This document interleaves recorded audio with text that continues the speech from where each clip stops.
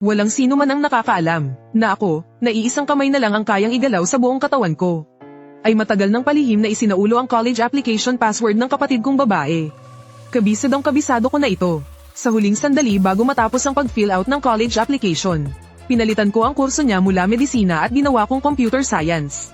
Dahil lang ang kapatid kong nasa yugto ng pagrerebelde, na hirap makapasa sa Tsinghua University, ay ipinipilit na magmedisina para sa akin, ang kuya niyang may sakit na unti-unting nagpaparalisa.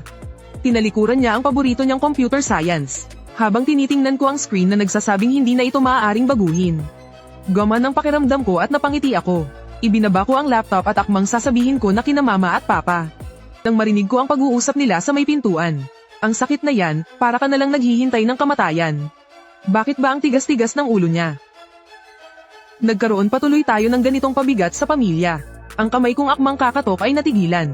Oo nga, naghihintay na lang ako sa aking kamatayan. Tumalikod ako at pumunta sa kusina. Kinuha ko ang pinakamatulis na fruit knife sa bahay. At bumalik sa aking kwarto. Gamit ang kaliwang kamay kong gumagana pa, hirap kong nilock ang pinto mula sa loob. Isang click, nakalumpo ako sa aking wheelchair. Habol ang aking hininga. Ang simpleng paglock lang ng pinto ay sapat na para pagpawisan ako sa pagod. 3 taon na ang nakalipas noong na-diagnose ako na may progresibong paralisis. Hindi ako makapaniwala, palagi naman akong nag-ehersisyo at nagwo-workout.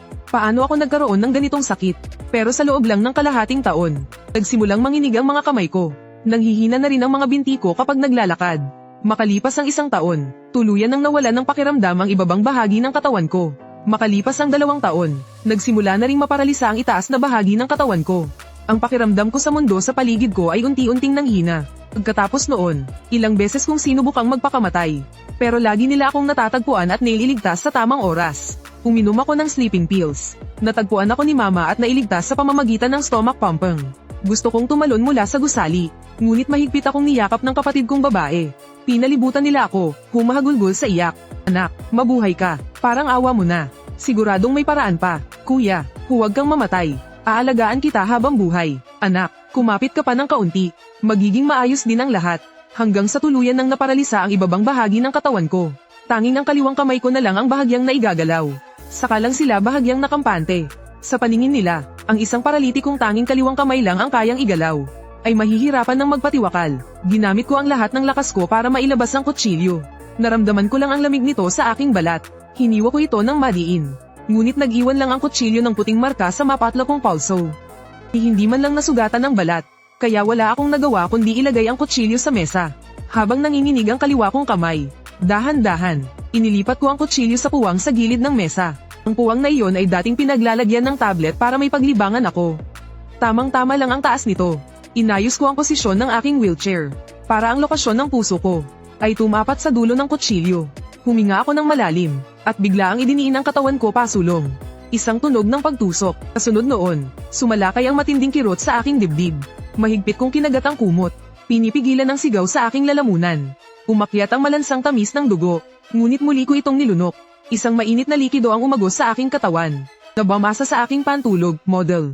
Tumutulo sa sahig. Ang init ng katawan ay unti-unting nawawala kasabay ng pag-agos ng dugo. Nagsisimula na ring lumabo ang aking kamalayan. Ganito pala ang pakiramdam ng mamatay. Masakit, at malamig. Gusto kong sumigaw. Gusto kong humingi ng tulong. Pero pinigilan ko ang sarili ko. Tama sina mama at papa. Sobra-sobra na ang naisakripisyo nila para sa akin nitong mga nakaraang taon. Pabigat lang ako sa kanila. Kung mamatay ako, makakabalik na sa syudad ang kapatid kong babae. At may pagpapatuloy ang pagsisikap sa larangang gusto niya. Hindi na kailangang umikot ang mundo ni mama sa akin araw-araw. At magluto ng mga maislan ngunit walang silbing sabaw at kanin. Hindi na kailangan ni papa na para lang makakuha ng mas malaking komisyon. Ay uminom hanggang sa magdugo ang kanyang sikmura. Ang kapatid ko ay makakapag-aral na ng computer science na paborito niya nang walang alalahanin. Ang mga buhay nila, masyado nang matagal na nahinto dahil sa akin. Hayaan na lang ang lahat ng ito, na magtapos dito, nang imulat kong muli ang aking mga mata. Lumulutang na ako sa ere. Tumatagos ang liwanag ng buwan mula sa siwang ng bintana. Tumatama sa ibabaw ng kama. Nandoon pa rin ako, nakahiga sa isang alang-inang posisyon. Nakasaksak sa dibdib ko ang kutsilyong iyon. Halos kalahati ng puluhan nito ay nakalubog. Sa paligid ay may iba't ibang patak, ng dugo na nangingitim at nagiging kulay kape na. Ang puting kumot ay nagmistulang isang malaki at pangit na bulaklak na nababaluktot. Lumutang ako palabas ng kwarto. Ang orasan sa pader ng sala ay nakaturo sa 4:00 YGS. Bumukas ang pinto ng kwarto ni mama. Dahan-dahan siyang lumabas. May malalim na pangingitim sa ilalim ng kanyang mga mata. Pumasok siya sa kusina, at nagsimulang pumilos ng walang ingay. Nagugas ng manok, ibinanli ito, model, isinalang sa apoy, hininaan ang apoy at dahan-daang pinalambot. Unti-unting kumalat ang bango ng sabaw ng manok. Alas 6, lumabas si tatay habang minamasahe ang kanyang sentido. Nakita niyang bukas ang ilaw sa kusina. Bamantong hininga siya, lumabas na rin ang kapatid kong babae. Tahimik siyang nagpunta para maghilamos. Alas 6:30, lumabas si nanay na may dalang isang mangkok ng chicken noodle soup na maingat na inalisan ng sebo. Malambot ang pagkakaluto ng noodles. May nakapatong na hinimay na hita ng manok at ilang gulay. Naglakad siya papunta sa kwarto ko. Chen, gising ka na ba? Dinalhan ka ni nanay ng almusal. Walang sumagot, pinahit niya ang doorknob. Hindi bumukas. Bakit nakakandado ang pinto? Lumabas ang kapatid kong babae mula sa banyo habang nagpupunas ng mukha. Nilock ng kuya mo. Natigilan si nanay. Kulang siguro sa tulog. Nakalutang ako sa tabi nila. Biglang kumabog ang dibdib ko. Nakita ni kuya. Nakita niya akong pumasok sa kwarto na may dalang kutsilyo. Pero nakahinga ako ng maluwag sa mga sumunod na sinabi ni kuya.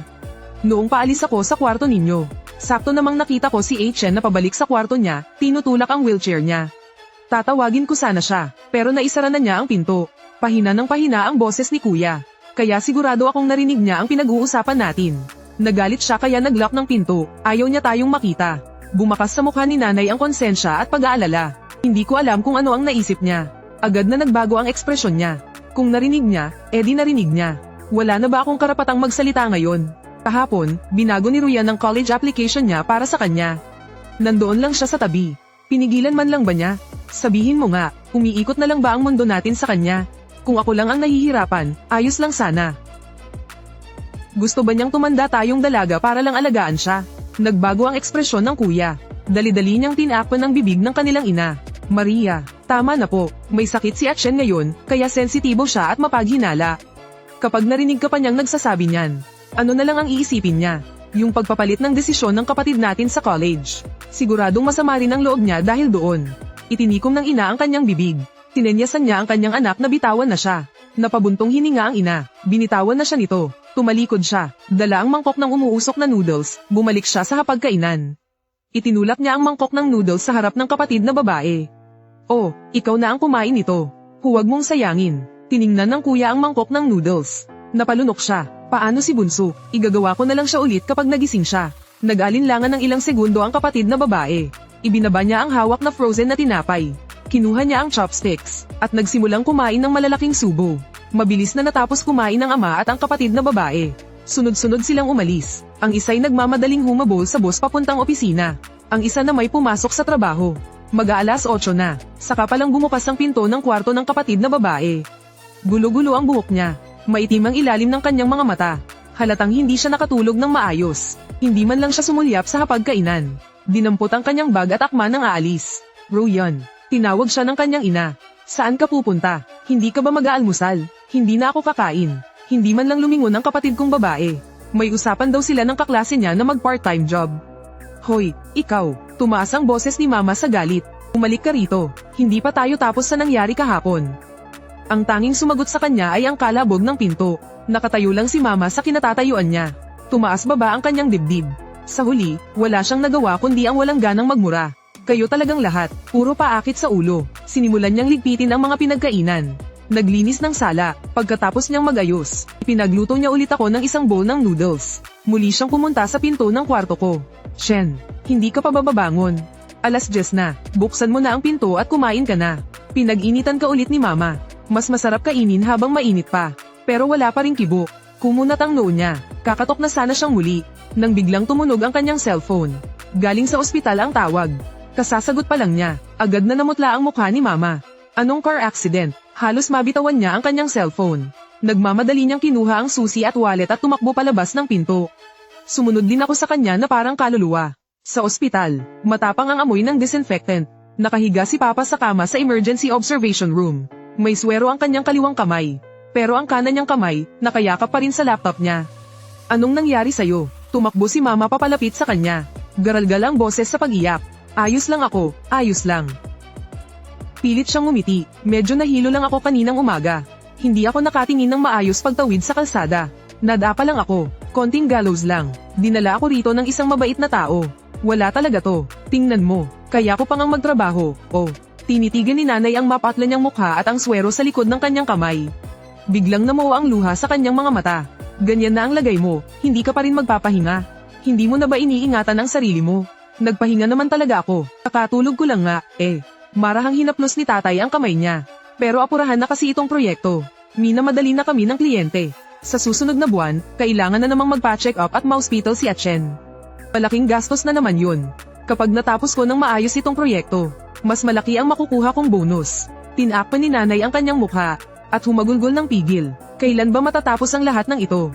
Pagod na talaga ako. Bakit sa pamilya pa natin kailangang mangyari to?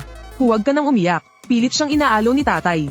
Kahit gaano pa kahirap ang buhay, kailangan nating kayanin. Malalampasan din natin to. Lumutang ako papunta sa tabi ng kama. Tinitingnan ng mukha ni tatay na pilit na nagpapakatatag. Tinitingnan ng nanginginig na mga balikat ni nanay. Patawad. Paulit-ulit kong sinabi sa aking isipan. Hindi na mauulit. Hinding-hindi ko na kayo pabibigatin pa. Mag-leave ka muna ngayon. Sasamahan kitang tapusin yung swero mo bago tayo umuwi. Pagsapit ng tanghali, nagpa-deliver sila ng pagkain. Nang kumatok at pumasok ang delivery rider, natigilan kaming lahat. Ang kapatid kong babae, nakasuot siya ng matingkad na dilaw na uniforme ng food delivery. May pawis pa sa kanyang noo. Dala-dala niya ang isang food container. Pa, Maria, nakita niya ang kanyang ama sa kama ng ospital. Agad na namutla ang kanyang mukha. Kayo, anong nangyari sa'yo? Wala ito. Natamba lang ako. Hindi naman malubha. Nakahinga ng maluwag ang kapatid na babae. Iniabot niya ang dala niyang pagkain. Kinuha ng ina ang pagkain. Habang tinitingnan ng kanyang damit. Ikaw, yung sinasabi mong part-time job, ay ang pagde-deliver ng pagkain. Inisil ng kapatid na babae ang kanyang mga kamay. Tumango siya. Kaarawan po kasi ng pangalawa kong kuya ngayon. Kailangan kong mag-ipon para ibili siya ng regalo. Gumaralgol ang boses ng kapatid na babae. Pa, Maria, patawad po. Hindi ko po sana kayo inawi kahapon. Hayaan mo na. Gusto mong mag-aral ng medisina. Sige, gawin mo. Hindi ka napipigilan ni Papa. Royan, hindi naman sa ayaw ka naming pag-aralin. Natatakot lang kami para sa'yo. Natatakot kami na baka mahayla ka lang pababa. Tingnan mo ang pamilyang ito. Dahil sa pangalawa mong kuya, ganito na ang sitwasyon natin. Napakagagaling pa naman ng mga grado mo. Sa Tsinghua yan, dapat ay magkaroon ka ng mas magandang kinabukasan. Mabuhay ka para sa sarili mo. Namula ang mga mata ng kapatid na babae. Maria, bahagi rin ako ng pamilyang ito. Nakikita ko kayong pagod na pagod. Maliban sa pagsisikap sa pag-aaral, wala na akong ibang magawa. Ang pag-aaral ng medisina, kahit papaano'y nagpaparamdam sa akin, na may magagawa pa ako. Hindi yung basta naghihintay lang ako. Matagal ko itong pinag-isipan. Hindi ito padalos-dalos. Tinitigan ni Mama ang determinado niyang mukha. Muling tumulo ang kanyang mga luha. Hinawakan niya ang ulo nito. Kawawang anak, alam ni Mama na maunawain ka. Nakalutang ako sa tabi ng kapatid ko. Pinagmamasdan ang mahigpit na pagkakatikom ng kanyang labi at ang matatag niyang tingin. Patawad, Royan, dahil hinayaan kitang danasin ang lahat ng ito. Pero ayos na ang lahat ngayon. Ang kurso mo, naibalik ko na sa dati para sa iyo. Ang kinabukasan mo, hindi na mahahadlangan dahil sa akin. Matapos ang kapatid ko sa delivery na ito, kailangan na naman niyang magmadali para sa susunod. Lumabas si Mama para ihatid siya. Pinanood niya ang likod nito habang nawawala sa pasilyo ng ospital. Palihim na pinunasan ni Mama ang kanyang mga luha. Pagkatapos niyang umiyak, nagpanggap siyang ayos lang at bumalik sa silid ng ospital. 3:00 ng hapon, pagkatapos maubos ang swero ni Papa. Umuwi silang dalawa. Nakita niya sa mesa sa sala, na ang bowl ko ng noodles ay hindi pa rin nagagalaw. Malamig na ito, at namuo na. Napabuntong hininga si Papa, at pinaalalahanan si Mama. Maramdamin si Atchen. Yung mga sinabi kagabi, huwag mo nang uulitin pa. Hindi madali para sa batang iyan. Tumango si Mama. Alam ko, kakausapin ko siya ng maayos mamayang gabi. Sige na, kaarawan niya ngayon. Magpahinga ka na lang muna sa kwarto mo. Pupunta ako sa palengke para mamili ng lulutuin. 7:00 ng gabi, halos sabay na dumating ang kapatid kong babae at si Kuya. May dalang isang magandang kahon ng cake ang kapatid kong babae. Si Kuya naman ay may bitbit na paper bag mula sa isang men's clothing store. Maria, nasaan po si Kuya? Bumili po ako ng cake. Kaarawan niya po ngayon. Inilagay ng kapatid ko ang cake sa mesa. Inilabas din ni Kuya ang paper bag. Binilhan ko si Chen ng bagong polo. Siguradong magugustuhan niya ito. Sumilip si Mama mula sa kusina. Pilit siyang ngumiti. Nasa kwarto pa niya. Nakalock ang pinto. Maghugas muna kayo ng kamay. Malapit nang maluto ang huling ulam. Tatawagin natin siya mamaya. Inihain na ang mga pagkain sa mesa. Napakaraming handa. May isda, may karne, at mayroon ding paborito kong gulay. Nasa gitna ang cake na binili ng kapatid ko. Tinanggal ni Mama ang kanyang apron, at muling lumapit sa pinto ng kwarto ko. Sa pagkakataong ito, naging napakalambing ng boses niya. Shen, buksan mo na ang pinto. Kakain na tayo. Kaarawan mo ngayon. Nagluto si mama ng mga paborito mong ulam. Binilhan ka ni Ruyan ng cake. Ang kuya mo naman, binilhan ka ng bagong polo. Si mama kahapon. Masyadong naging mabigat ang mga nasabi ko kahapon. Magso-sorry si mama sa'yo. Lumabas ka muna. Sige na. Isang nakabibinging katahimikan. Unti-unting nawala ang pagiging mahinahon sa mukha ni mama. Lumapit ang kapatid niyang babae at kumatok sa pinto. Kuya, ako to, si Ruyan. Lumabas ka na. Ipagdiriwang natin ang kaarawan mo. Wala pa ring imik. Huminga ng malalim si mama. Naging matigas ang kanyang tono. Jiang Chen, hindi ka pa ba tapos sa pagdadabog mo? Ang buong pamilya ay sa iyo lang umiikot. Ano pa ba ang hindi mo ikinasasaya? Gusto mo bang lumuhad pa ako sa harap mo? Mama. Palalabasin ko siya ngayon, sa ayaw at sa gusto niya. Tila ibinuhos ng nanay ang buong araw na pagkabalisa, pagod, at sama ng loob. Ayaw mong buksan ang pinto, ha? Sige, umatras siya ng 2 hakbang. At malakas na isinalya ang kanyang katawan sa pinto.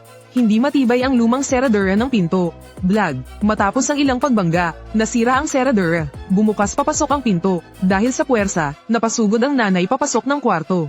Nasa dulo na ng kanyang dila ang mga salitang sasabihin niya.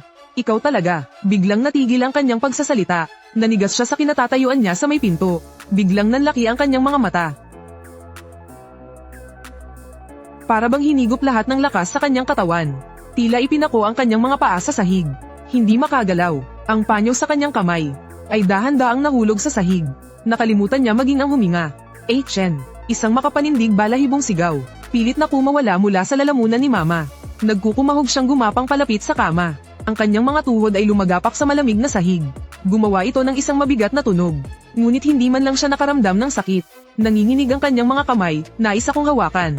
Ngunit tila natatakot na baka ako ay mabasag. Nanatili itong nakabitin sa hangin. Sa huli, marahan na lamang niyang hinaplos ang aking pisngi. Ang balat na iyon ay matagal nang nawalan ng init. Isang lamig na tumatagos hanggang sa buto. Parang yelo. Hindi ito totoo. Chen. Ang Chen ko. Anak. Idilat mo ang mga mata mo, pwede ba? Nakikiusap ako sa'yo. Chen. Tumingin ka kay mama. Kausapin mo si mama. Kahit murahin mo pa si mama, ayos lang. Ang malalaking butil ng luha ni mama ay sunod-sunod na pamatak sa likod ng aking kamay. Ang init ng kanyang mga luha ay isang malinaw na kaibahan sa aking nanlalamig na balat. Paulit-ulit niyang niyugyug ang aking braso. Wasak na ang boses niya sa kapapaos. Iyong itsura niyang gumuho na. Dahil doon, pati ang kaluluwa kong lumulutang sa tabi ay parang pinipiga sa sakit. Si Papa ay nakatayo sa may pinto. Hawak pa rin ang bagong polong binili niya para sa akin. Nang makita niya ang tanawin sa loob ng kwarto, para siyang hinigupan ng lahat ng lakas. Dumulas ang polo mula sa kanyang kamay. Umagsak ito sa sahig na may mahinang kalabog. Ngunit tila hindi niya ito narinig. Ang kanyang mga mata ay diretso ang titig sa akin sa kama. Nakatitig sa kutsilyong nakatarak sa aking dibdib. Nakatitig sa nakakasilaw na, tuyong mantsa ng dugo. Nakatitig sa aking bahagyang nakabukas. At walang buhay na mga mata. Ang mukha niya ay namutla na parang papel. Walang bahid ng kulay. Dumulas ang kahon ng cake mula sa mga kamay ng kapatid kong babae. Malakas na bumagsak sa sahig. Naiupi ang magandang kahon dahil sa pagkabagsak. Kumalat ang cream kung saan-saan. Umalsik ang chocolate sauce sa bagong-bagong pantalon ni Papa. At kumalat ito, na naging isang malaki at pangit na mantsa.